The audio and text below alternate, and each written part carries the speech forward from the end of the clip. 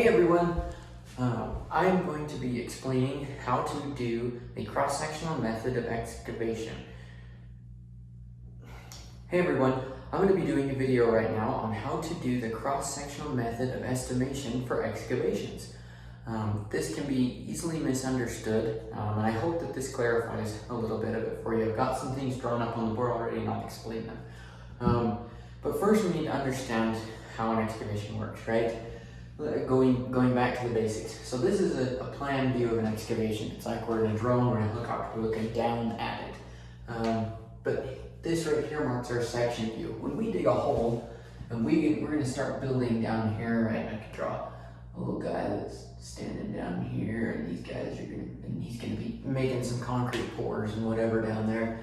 We can't just cut a straight hole. We can't just come out and cut straight down. Dirt will fall, and that can hurt people and cause accidents. So we do this, we do what's called shoring. And there's a scientific way to figure out the slope that you need, but it's based on different soils. For now, our problem will tell us the angle, and we'll be able to determine that based on depths and different things, and we'll get to that. But you need to understand that that's what our hole looks like. It's not a round hole, it's flat on the bottom so that the foundation can sit flat, and sloped on the sides so that you can enter and exit and dirt doesn't fall on you. Okay, moving on. So we need some dimensions. We need to know how big our hole is. Well, if we go to problem number 11 that we're looking at,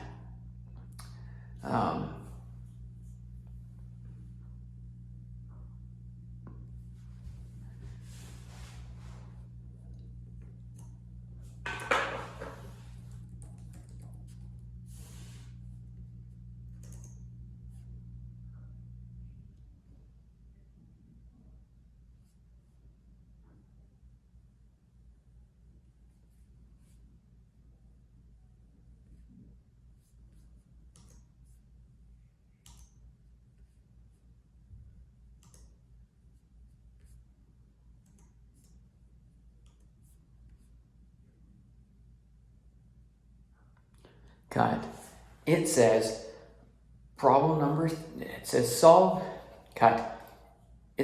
solve problem number 3 using the cross-sectional method. Now let's go back and read question 3. That should give us our dimensions.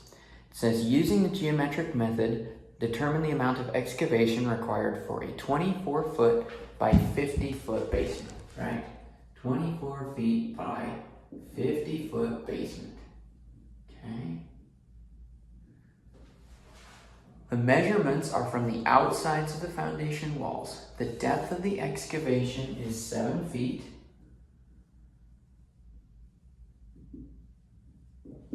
Okay, we can come up here and annotate that now. We know that the depth is 7 feet. The footings extend 1 foot outside the foundation walls, and a 3-foot space between the footing and the sides of the excavation must be provided. Okay, so footings extend 1 foot, and there needs to be space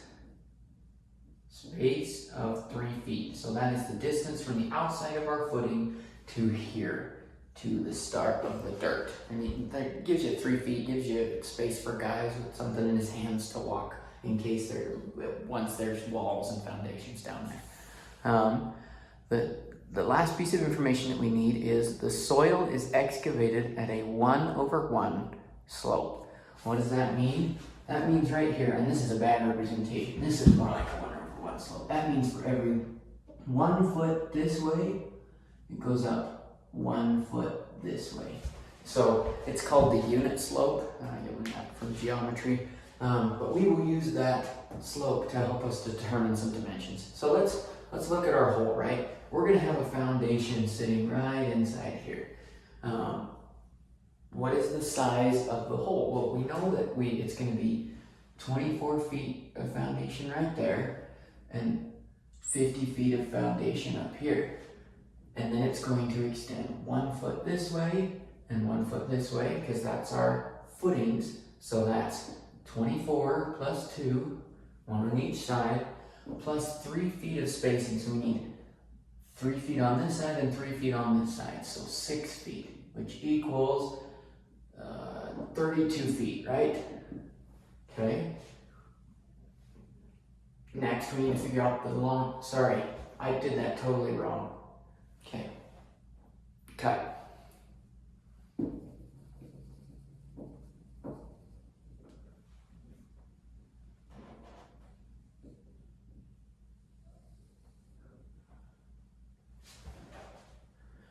Cut.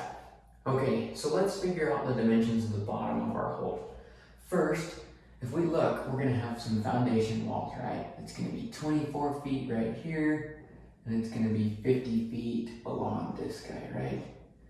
Okay, well that's just a rough estimate of where the walls are sitting. I'm going to draw these two because it's the exact same.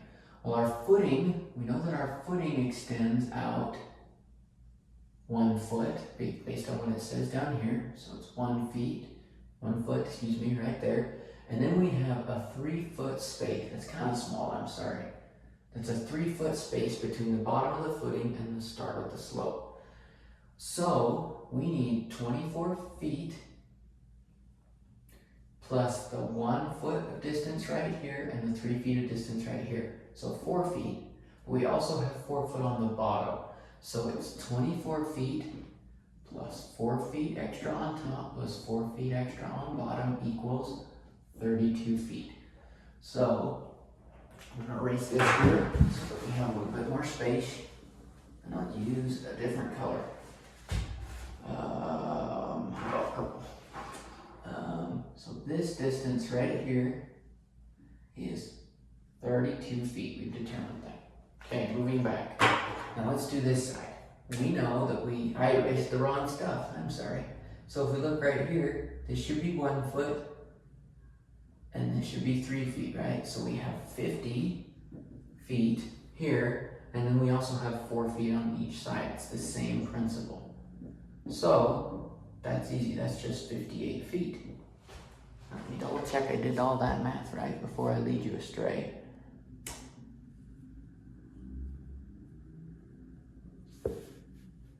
Okay, that is correct. Okay, so we have 58 feet.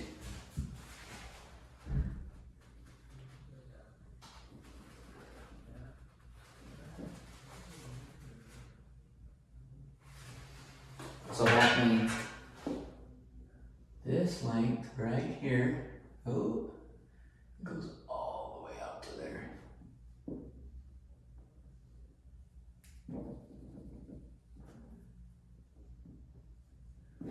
So that is 58 feet long. We've determined that down here. Okay, so now we know the dimensions of the bottom, but we need to know what we're looking at as far as our slope. Well, that's easy. So here we can just use a little bit of basic geometry based on our 7 foot depth, right? So we know that 7 feet is the distance down, but since it's also going over at the same rate, that means this distance from here to here must be 7 feet. And it's going to be that way around the entire building. Okay. Let me review that again. So we've got 7 feet down, so I'll draw it right here. This is 7 feet down. We're trying to figure out what that distance is. If you want to do the geometry, we can do 1 over 1 equals x over 7. And you solve for x, you should get 7. Okay? That means that we've got 7 feet of space. Okay, moving on. This is where the cross-sectional method comes into play. So the cross-sectional method is an estimate based on averages based upon elevations and depths. That's a lot of big words, excuse me. So what you have to do is you have to break this down and draw grid lines. Now, when I think of grid lines, I think of I'm going to go 2 feet, 2 feet, 2 feet, 2 feet, and 2 feet this way. It's going to be a perfect square grid line. That could work, and it would get you a really accurate answer. But for estimation, we like to take the grid lines and put them in convenient spots. And the most convenient spots here are going to be along the bottom. So we know that this right here is just a box, right? If we ignored that there was slope, it would be just a box, and the volume of a rectangular prism or a box. So let's isolate that. Let's draw grid lines down this side, okay? And then grid lines right here. Slowly my marker's turning black. And then we'll do the same thing right here.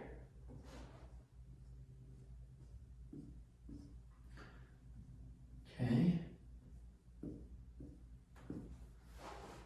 All right. Now, so we have this box isolated. But let's do the same thing. We also know we know the elevations down here, and we also know the elevations down here, right? This is 7 feet deep and this is 0, because right here we haven't cut anything up. It's right here that in the middle that it's sloping. So let's put another grid line on the outside of the entire hole, because we know that those are zeros, okay? This may be a little confusing as to why I'm choosing it, but I hope that as we move on, it will explain itself. Okay, so we have grid lines. They may not look pretty, but they're going to help us. So if I look at this, we have now divided this into several different pieces, right? We have a piece that is the corner. We have a piece that is the sides. We have another piece that is this side. And we have the whole entire middle. I make the box for that. Okay, so I'm just going to label these chunks by letter, right? A, B, C, and we'll call the middle D. Okay, because we know that there's 4 corners. Based on the grid lines, we've isolated this is 1 square, that's 1 square, that's 1 square. They're all going to be the same. So there's 4 A's, there's 2 C's, and there's 2 B's and 1 D. We'll come back to that. So let's move on to the cross-section method. We can use another color. Like Packer always says, the more colors you are, the better you learn. He's just kidding, and so am I. Let's talk about the cross-sectional method. Totally spaced what I was doing. Okay. In order to do the cross-sectional method, we're going to use volume. Volume is just length times width times height. And if you can read it here, I wrote that height is just an average of elevations and depths. Let me illustrate that best with an example. So let's look at chunk A, right? Or part A, piece A. Okay, so we're going to do our volume here. We're going to go that the length, we know, so let's look at the length of our aerial view. We know that this is 7 feet and that is 7 feet, okay? So we already know that the length is 7 feet and the width is 7 feet. Oops, I did that on the last video too.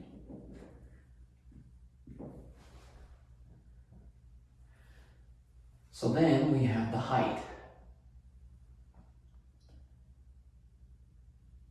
The height is the depth of this box.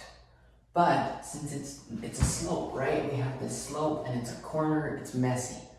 Well, this is where the grid lines really come in handy. Because we've put our grid lines on places where we already know the elevations, we've created elevation points. That's what the grid lines are for. And so at each of these points, we know the elevation. Okay, so go back to blue here. So this outside corner, it's at 0, right? There's no elevation. That one is also at 0. This corner up here is also at 0. It's the edge of our hole. Now let's look at our center corner. Even though there's all this sloping in the middle, this is 7. Now, you may think, oh, that's supposed to be negative. It's down 7 feet. We just choose the depth because we're finding volume. Otherwise, these would all be different. So it's not negative. It's just a volume that we're taking right now. So it's 0 feet plus 0 feet plus 0 feet plus 7. Now here's where the average comes in. Divide that by 4. That should all be in parentheses, right? Perfect. So that is going to give us the volume of A. And that's going to be each corner, each chunk that we've put out here. Make sure to divide this all by 27. That will give you the answer in cubic yards. B. We said that section B is right here. Well, we already know our dimensions, right? It's 58 feet long by 7 feet.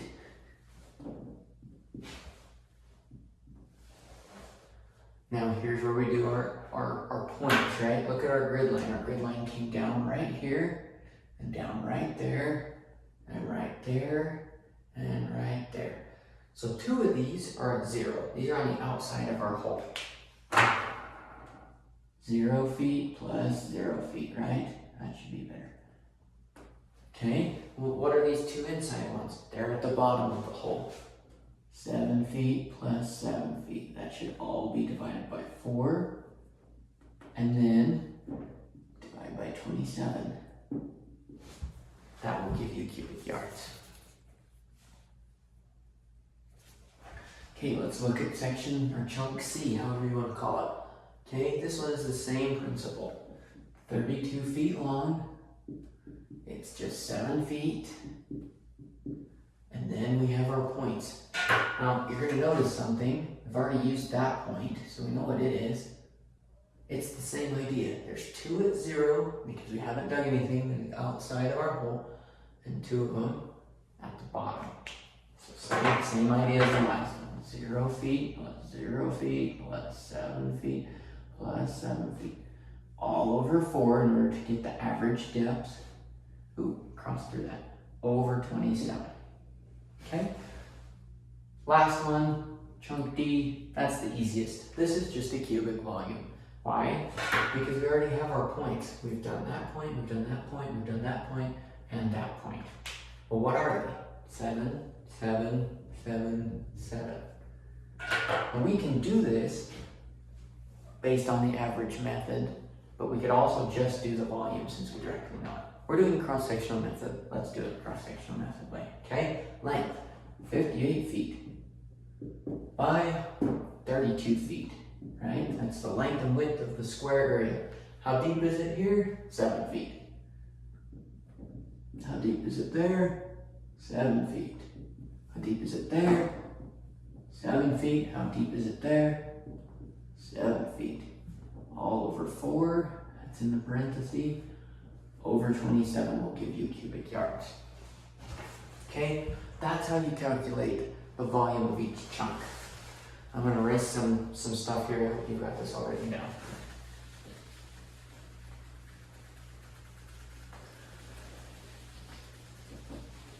Okay, in order to get the total volume of this hole, based on the cross-sectional method, we now need to calculate all of the chunks together. This is an A, this is an A, that's an A, these are all the same. So there's 4. So let me get a better color there. Can't hardly see it. What do you want? Green? We'll go green. 4 A's.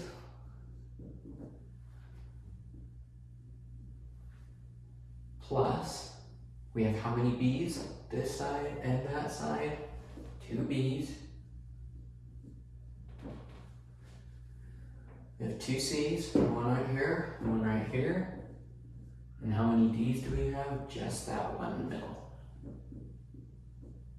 That will give you the cross-sectional method answer.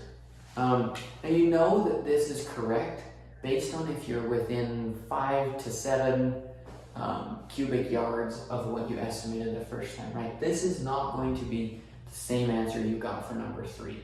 It's going to be close, but because it's a different method, we get a little bit different estimate. And this is just illustrating how if we use elevations, we can take an average and roughly get the amount of cubic yards we need. And you're welcome to compare the answer and see which one is more accurate. Number 3 should be. And they won't be exactly the same, like I said, and that's okay. I hope that this helps. Right after this video is finished, it will keep playing for another 10 seconds, and it will show an image. And that image is to help you understand number 12, which is also the cross-sectional method. Now that uses a foundation that has a jut out, so it's not perfectly square, and so now you've got some weird slopes in order to account for things. The image has dotted lines running through it. Those dotted lines are intended to help you know where you can put the grid lines. And those would be the most ideal spots in which to put them. You don't have to do it that way, but I highly recommend it. That's why I'm putting it here. I hope that this has helped. This average portion is kind of the part that trips everybody up, but that's super simple. Once you get that, you can do any problem this way. Anyway, thank you so much for watching, and I hope that you now understand better the cross-sectional method of estimation for excavations.